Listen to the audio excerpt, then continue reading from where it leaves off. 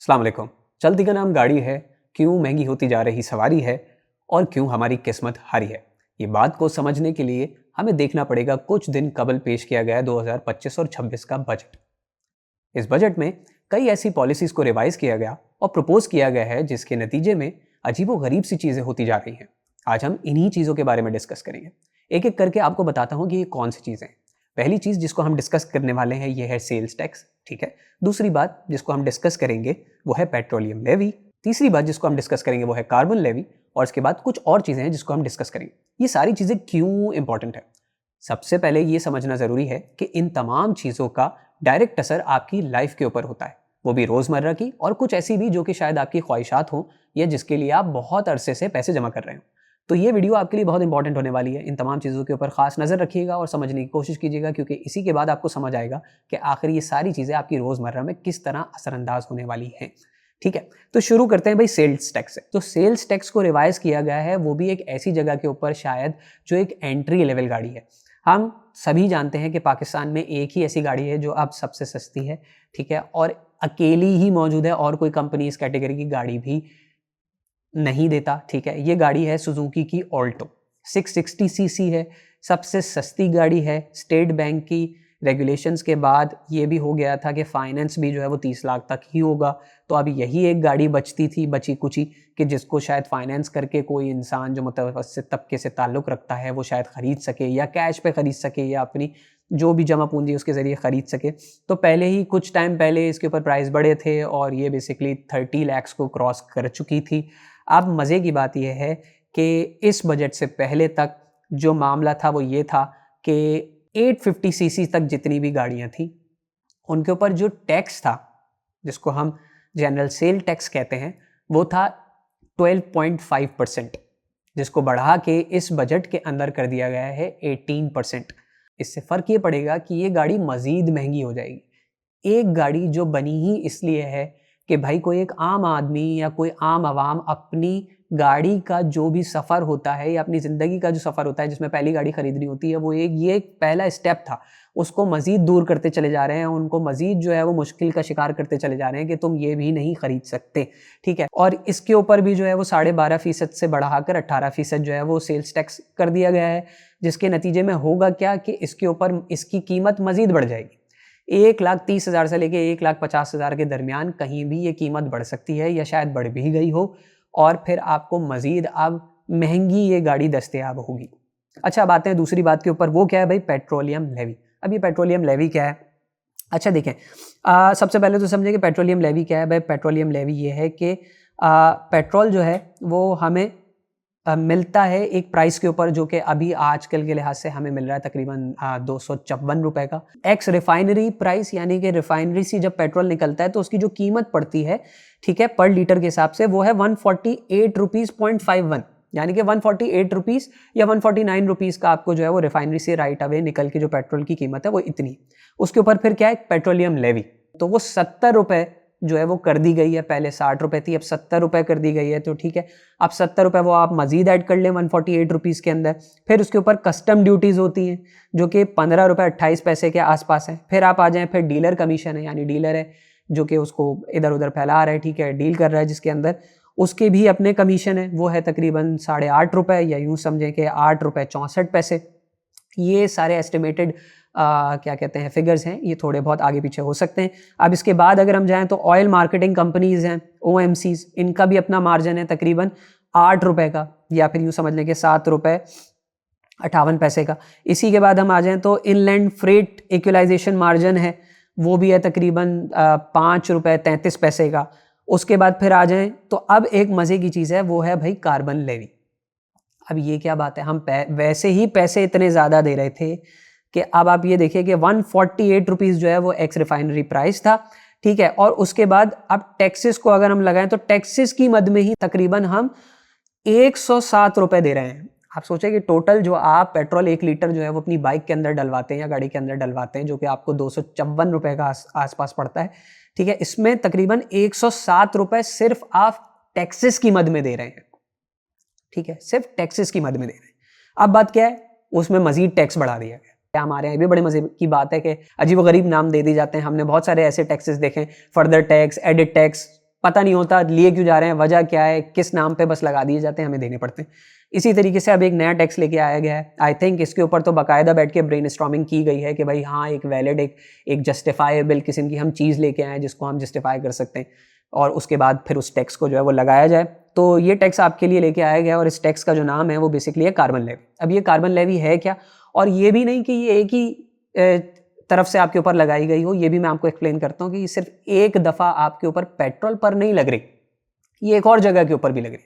2 जगह इसको आयद किया गया है अलग अलग तरीकों से। तो पहला तो है जो पेट्रोल में लगने वाला है, ठीक है। अब ये क्या है, ये है कार्बन लेवी। अब ये क्या चीज़ है भाई, जितने भी आपके फॉसिल फ्यूल्स हैं, ठीक है, यानी कि आपका पेट्रोल हो गया, डीजल हो गया, फर्नेस ऑयल हो गया, इस तरीके के जितने भी ईंधन है उनके ऊपर ये लगाई गई है। और वो क्या लगाया गया है भाई, 2.5 पर लीटर। अब ये 2.5 क्या है, 2.5 रुपीस पर लीटर। अब आप चाहे कोई भी पेट्रोल डलवाएं 1 लीटर, डीजल डलवाएं या फर्नेस ऑयल 1 लीटर इस्तेमाल करें, जो भी उसकी कीमत होगी उसमें 2.5 रुपए का इजाफा कर दिया गया है कार्बन लेवी के नाम पे। अगेन हम इसके ऊपर बात करें, अभी तो ये 2.5 रुपए आपको नजर आ रहे हैं, लेकिन प्लान ये है कि फर्दर जो है वो इसको आगे लेके जाया जाए, ठीक है। और वो फिस्कल ईयर अगला वाला जो साल होगा 2026 से लेके 2027 वाला, इसमें मजीद आगे इसको लेके जाया जाए। और प्लान ये है कि इसको बढ़ा के 2.5 रुपए से 5 रुपए कर दिया जाए। तो अगर इस चीज़ को हम देखें तो भैया इस कार्बन लेवी के लगने से अभी 2.5 रुपए का आपको फ़र्क पड़ेगा पर लीटर, और उसके बाद यानी कि अगला साल जो आएगा उस पर तकरीबन अगर ये 5 रुपए ले गए, ठीक है, ले जा सकते हैं, ज़रूरी नहीं है कि लेके जाएं, लेकिन अगर ले गए तो पर लीटर 5 रुपए का पेट्रोल में इजाफा हो जाएगा। तो ये है भाई कार्बन लेवी। अब बात करते हैं कि ये क्यों लगाई जाती है या क्यों लगाई जा रही है, वजह क्या है, या क्या सोच के इसको लगाया गया, या ये नाम इसको क्यों दिया गया, क्या ये इंटरनेशनली प्रैक्टिस होता है या नहीं होता है। तो भाई आपको ये बता दिया जाए कि येस, इंटरनेशनली ये एक बड़ी नॉर्मल सी प्रैक्टिस है। बहुत सारे ममालिक में जो कि डेवलप्ड ममालिक हैं उनमें ये लगाई गई है, ठीक है। क्यों लगाई जाती है, यूँ लगाई जाती है कि वहाँ का जो कार्बन फुटप्रिंट है उन कंट्रीज़ का वो बहुत बुरा है, ठीक है। और उसकी वजह से है क्या कि पॉल्यूशन बहुत ज़्यादा है, उनका जो एनवायरनमेंट है उसको बहुत ज़्यादा डैमेज हो रहा है एमिशंस की वजह से। तो हुकूमतों ने क्या किया है कि भाई उन्होंने ये किया है कि उन्होंने पेट्रोल के ऊपर भी टैक्स लगाया, गाड़ी के ऊपर भी टैक्स लगाया। और वजह क्या है कि वो डिस्करेज करें मैन्युफैक्चरर को भी और बायर को भी कि वो ऐसी गाड़ी खरीदे जो कि फॉसिल फ्यूल से चलती हो। वो चाहते हैं कि मुतबादिल के ऊपर जाएं, जैसे इलेक्ट्रिक के ऊपर चले जाएं या हाइब्रिड के ऊपर चले जाएं, ठीक है। या जो अब आने वाले वक्तों में हाइड्रोजन बेस्ड चलने वाली जो गाड़ियां आएंगी, जो कि टोयोटा बना भी रहा है, ठीक है, और भी दूसरे हैं, आप चेक कर सकते हैं, तो उनके ऊपर जाएं। और इसकी मद में हो क्या, इसके नतीजे में क्या हो कि भाई कार्बन फुटप्रिंट जो है वो कम हो और एनवायरनमेंट जो है वो मज़ीद बेटर हो। तो वो पुश करते हैं और डिस्करेज करते हैं बायर को और कंपनीज को कि भाई वो उस तरफ जाएं, अपनी इन्वेस्टमेंट उस तरफ लेके जाएं जो कि ज़्यादा बेटर है एनवायरनमेंट के लिए, जो कि बिल्कुल सही बात है, अच्छी बात है। इस कॉज को हमें भी सपोर्ट करना चाहिए। लेकिन क्या पाकिस्तान में इस चीज़ को अप्लाई करने का कोई सेंस बनता है, इसके बाद भी हमें इस चीज़ को भी हमें सोचना बहुत ज़्यादा ज़रूरी है। पहली बात तो ये कि पाकिस्तान अगर कार्बन फुटप्रिंट के हिसाब से देखा जाए तो कोई ऐसी कंट्री नहीं है जो कि बहुत ज़्यादा जो है वो अपना रोल प्ले कर रही हो। दुनिया की पूरी जो पॉल्यूशन है या जो हालत ख़राब हो रही है एनवायरनमेंट के लिहाज से, उसमें पाकिस्तान का रोल बहुत ही कम है, बहुत कम है बनिस्बत दूसरी ये डेवलप्ड कंट्रीज़ की कंपैरिजन में।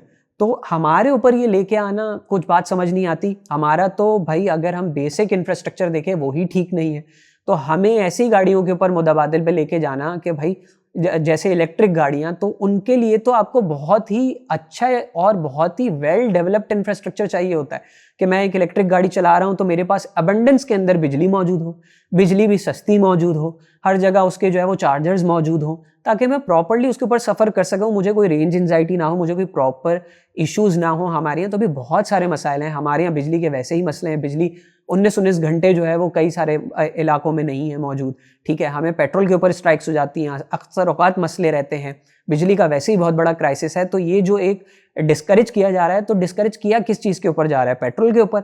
अच्छा, कौन से पेट्रोल के ऊपर जिस पे आप वैसे ही 107 रुपए के करीब जो है वो टैक्स ले रहे हैं। तो अजीब बात ये कि पहले तो आप पेट्रोल बेच रहे हैं, पेट्रोल पे 107 रुपए हमसे टैक्स ले रहे हैं, फिर उसी पेट्रोल से लोगों को हटाना भी चाहते हैं, फिर दूसरी तरफ लेके जाना भी चाहते हैं। कुछ अजीब बात है, पता नहीं किस लूप में फंसा रहे हैं, क्या कर रहे हैं, अजीब व गरीब सी ये पॉलिसी है, प्लानिंग है, बिल्कुल लॉजिकली जो है वो समझ नहीं आती कि क्या करना चाहते हैं, क्या कहाँ किस तरफ लेके जाना चाहते हैं। क्योंकि ना हमारा इंफ्रास्ट्रक्चर इसको सपोर्ट करता है, ना हमारी जो करंट इस वक्त एनर्जी क्राइसिस है वो इस चीज़ को सपोर्ट करते हैं कि हम राइट अवे किसी और मुतबादिल की तरफ चले जाएं, बल्कि अभी तो हमें ग्रेजुअली मूव होने की ज़रूरत थी। लेकिन यहाँ पे देखा जा रहा है कि भाई अब हमें डिस्करेज भी किया जा रहा है, बल्कि यूँ समझें कि मुझे तो लगता है कि भाई ये बस एक एडिशनल टैक्स था, इसको जस्टिफाई करने के लिए एक टर्म दे दी गई जो कि इंटरनेशनली भी जस्टिफाइबल है क्योंकि उनके रीजंस अलग हैं, और अब हम ये टैक्स भी पे करेंगे। एक तो था कि भाई पेट्रोल की मद में अब आप देंगे ही देंगे पर लीटर, चाहे डीजल डलवाएं, पेट्रोल डलवाएं, फर्नेस ऑयल का इस्तेमाल करें किसी बिजनेस में व्हाट्सोएवर। अब बात आ जाती है कि भाई carbon levy on ICE vehicles. ICE vehicle से क्या मुराद है? इंटरनल कंबस्टन इंजन जितने भी होते हैं जो फॉसिल फ्यूल पर चलते हैं उनकी बात की जा रही है। अब क्या है, इनकी खरीदो फरोख्त के ऊपर भी लगाया जा रहा है। अब वो कैसे? जो भी आपकी गाड़ी की वैल्यू होगी उसको सीसी वाइज जो है वो डिस्ट्रीब्यूट किया गया है और उसके हिसाब से परसेंटेज रखी गई है उसकी होल वैल्यू के ऊपर। अब ये क्या है, अगर आपकी गाड़ी 1300 सीसी तक है, यानी कि आप एक ऐसी गाड़ी खरीदने जा रहे हैं जो कि 1300 सीसी की है या 1300 सीसी से कम है, तो उसकी जो भी वैल्यू होगी, बिलफर्ज माल हम अगर ऑल्टो की एग्जांपल ले लें तो वो जो है वो आपकी 1300 सीसी के अंडर आती है और 1300 सीसी नीचे है, ठीक है। तो उसकी कीमत अगर हम अज्यूम कर लेते हैं अभी एक्यूरेटली नहीं कि 32 लाख रुपए है, तो 32 लाख रुपए का 1% जो है वो आपको कार्बन लेवी के तौर के ऊपर खरीदते वक्त देना होगा। फिर जब आप वो गाड़ी ले लेंगे तो उसके बाद जब आप पेट्रोल चलाएंगे तो वो तो आपको वैसे ही बता दिया गया कि पर लीटर 2.5 रुपए आपने देने। तो भैया आप खरीदते वक्त भी एक कार्बन लेवी के नाम के ऊपर एक टैक्स पे करेंगे 1% of your whole amount of the car, ठीक है। और उसके बाद पेट्रोल खरीदते वक्त भी वो आप 2.5 रुपए की मद में देंगे, जो कि शायद और मजीद बढ़ा के 5 रुपए कर दिया जाए 2026 से 2027 के फिस्कल ईयर के अंदर या बजट के अंदर, जो वो चाहते हैं उनकी प्लानिंग के मुताबिक। अब बात ये, आप एक ऐसी गाड़ी खरीद रहे हैं, आपके पास मजीद थोड़े कुछ पैसे हैं, तो वो 1300 सीसी से 1800 सीसी के ब्रैकेट के दरमियान कहीं फॉल करती है, तो आपने आपकी जो होल वैल्यू होगी गाड़ी के उसके 2% देने होंगे, ठीक है। और इसी तरीके से अगर आपकी गाड़ी 1800 सीसी से अबव है तो 3% पे करना होगा एट द टाइम कि जब आप वो बाय कर रहे हैं उसकी पूरी वैल्यू का। ये बात बिल्कुल नहीं समझ आती है, मैं आपको और मजीद आगे जाके बताऊंगा, क्योंकि यहां पे ये प्रोमोट कर रहे हैं ऐसी गाड़ियां, कोशिश कर रहे हैं आपको एक जगह डिस्करेज कर रहे हैं, मजीद टैक्सेस लगा के आपसे ज़्यादा टैक्स कमाना चाहते हैं। अच्छा, इसकी वजह क्या है? हुकूमत ने ये टैक्स लगाया क्यों है? भाई हुकूमत ये चाहती है कि मजीद जो है हमारा एनवायरनमेंट अच्छा हो, और वो ये भी चाहती है कि भाई तकरीबन जो है वो इस टैक्स के ज़रिए से तकरीबन 14 अरब 68 करोड़ रुपए के आसपास जो है वो जमा कर सके इस वाले फिस्कल ईयर में, वो इस तमाम टैक्स के ज़रिए से।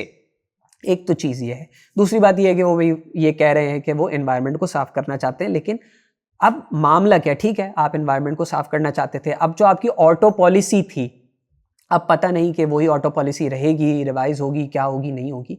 उसके अंदर ये बात की गई थी कि भाई हम जो है वो ड्यूटीज़ कम रखेंगे, ठीक है, और टैक्सेस वगैरह भी कम लगाएंगे किन गाड़ियों के ऊपर जो इलेक्ट्रिक होंगी या हाइब्रिड होंगी, ताकि वो उनको जो है वो इनकरेज किया जा सके, मैन्युफैक्चरर्स को वो लेके आएँ, ठीक है, और उनकी प्राइस भी कम हो, जिसकी वजह से कंज्यूमर मार्केट में वो बढ़े चले। और ऐसा हुआ भी। तकरीबन सारी ही कंपनीज, चाहे चाइनीज़ की बात की जाए, कोरियंस की बात की जाए या जापानीज़ की बात की जाए, रिलायबल ब्रांड्स हो, नए आने वाले न्यू एंट्रेंट्स हो, कोई भी हो, सभी तकरीबन ईवी गाड़ियां भी लेके आए, और इसी ऑटो पॉलिसी के तहत हाइब्रिड गाड़ियां भी जो है वो बहुत ज़्यादा आई और लोगों ने उनको ख़रीदना भी शुरू किया, पसंद करना भी शुरू किया। लेकिन अजीब व गरीब बात, जहाँ एक टाइम के ऊपर जो है वो आपके ऊपर कार्बन लेवी लगाई जा रही है, आपके ऊपर टैक्सेस लगाए जा रहे हैं, आपसे लिया जा रहा है, तो दूसरी जगह चाहिए था कि इसको रिवीजन करके जो है वो हाइब्रिड गाड़ियों को, इलेक्ट्रिक गाड़ियों को और जो है वो फीजेबल बनाते, और ज़्यादा लोगों के लिए जो है वो सस्ता बनाते, और ज़्यादा मैन्युफैक्चरर्स के लिए आसान करते कि भाई वो उनको मज़ीद लेके आए, मज़ीद सस्ता करें ताकि वो बढ़ें और इनका जो एक पूरा प्लान है वो पूरा हो सके।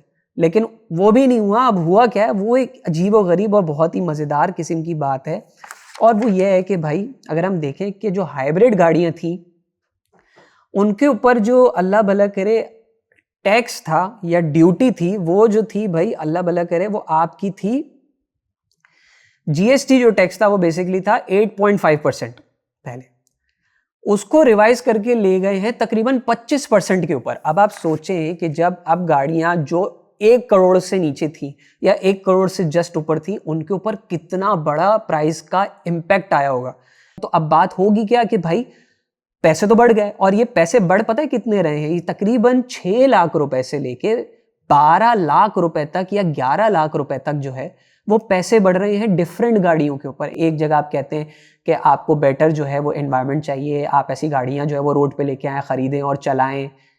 मैन्युफैक्चरर से भी आप चाहते हैं, ख़रीदार से भी आप चाहते हैं कि वो ये दोनों चीज़ों की तरफ जाएं।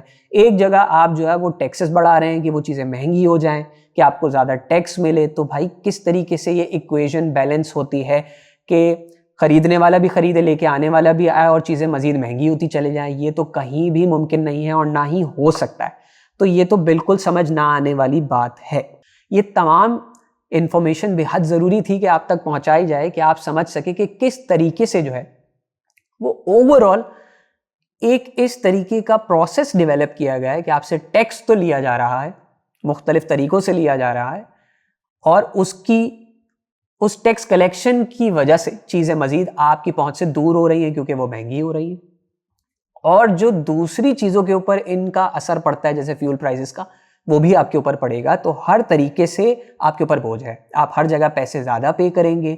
फिर मार्केट में जो फ्लक्चुएशन आएगी अशिया खुर्दनोश के ऊपर, फ्यूल प्राइसेस ऊपर जाने की वजह से, वो भी आप ही को बेयर करनी होगी। तो ये एक बहुत ही अजीबोगरीब किस्म की बात थी और मुझे लगता था कि ये बेहद ज़रूरी है कि आप ये जानें और समझें। मेरी कोशिश थी कि मैं आपको बेहतरीन तरीके से समझा सकूं और मुझे उम्मीद है कि आप समझ सके होंगे। और अगर आपको कोई भी चीज़ जो है वो समझ नहीं आई तो ये आप फीडबैक के तौर के ऊपर हमें कमेंट सेक्शन में बता सकते हैं। मेरी कोशिश रहेगी कि मैं आपके तमाम कमेंट्स को पढूं, समझूं और आपके तमाम सवालात के जवाब दे सकूं और आने वाली वीडियोस को इससे ज़्यादा बेहतर बना सकूं। तो इसी तरीके से हमारे चैनल को सब्सक्राइब करें, वीडियोस को लाइक करें और जो भी आपकी फीडबैक हो वो हमें ज़रूर फराहम करें, क्योंकि ये हमारे लिए बहुत इंपॉर्टेंट है। मैं हूं सैयद मोहम्मद अब्बास रिजवी और आप देख रहे हैं OTS।